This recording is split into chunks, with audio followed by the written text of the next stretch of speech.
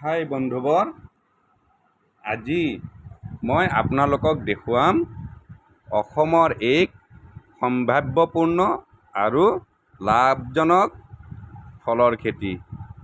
সেই লাভজনক আৰু সম্ভাৱ্যপূৰ্ণ ফলৰ খেতিবিধ হৈছে ড্ৰেগন ফলৰ খেতি। এই ফলৰ খেতি কৰি বৰ্তমান অসমৰ কিছু লোক লাখ লাখ টকা উপাৰ্জন কৰিব সক্ষম হৈছে।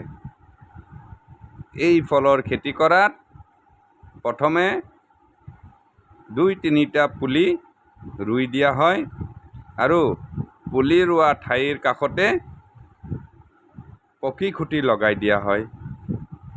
পুলিবোৰ যেতিয়া লাহে লাহে বাঢ়ি অহাত পুলিবোৰ পকী খুঁটোত মেৰিয়াই প্লাষ্টিক নাইবা ৰছীৰে বান্ধি দিয়া হয়। পুলিবোৰ লাহে লাহে বগাই গৈ খুঁটিৰ ওপৰত লগাই থোৱা পুৰণা টায়াৰৰ ওপৰত বাঢ়িবলৈ ধৰে আৰু পকী খুঁটিৰ মূৰত থকা টায়াৰৰ গছবোৰে ড্ৰেগনৰ ফুল ফুলি ফল ধৰে। এই ফল অসমৰ কাৰণে এটি লাভজনক ফল। এই ফলৰ দ্বাৰা আমি অসমবাসী কৃষিপ্ৰধান ৰাজ্যৰ লোকসকলে বহু ভাল আমি উপাৰ্জন কৰিব পাৰিম। আপোনালোকে অসমৰ যিহেতু এটি প্ৰাকৃতিক পৰিৱেশেৰে পৰিবেষ্টিত, বিভিন্ন জংঘলেৰে ভৰিপূৰ্ণ ৰাজ্য, এই ফলৰ খেতি কৰাত গছবোৰত ইমান সুন্দৰকৈ পৰিষ্কাৰ কৰিব নালাগে।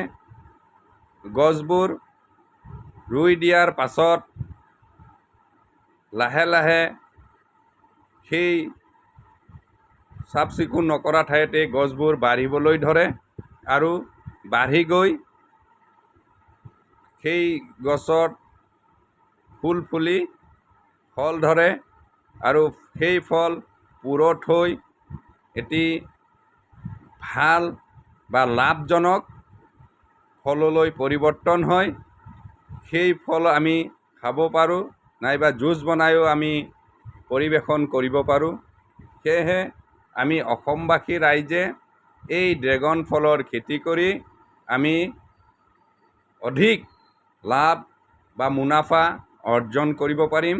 আপোনালোকেও এই ড্ৰেগন ফলৰ খেতি কৰি লাভজনক বা ধনী খেতিয়কলৈ পৰিৱৰ্তন হওক। শেষত আপোনালোকক এটি অনুৰোধ জনাইছোঁ, প্লিজ আপোনালোকে এই পেজটো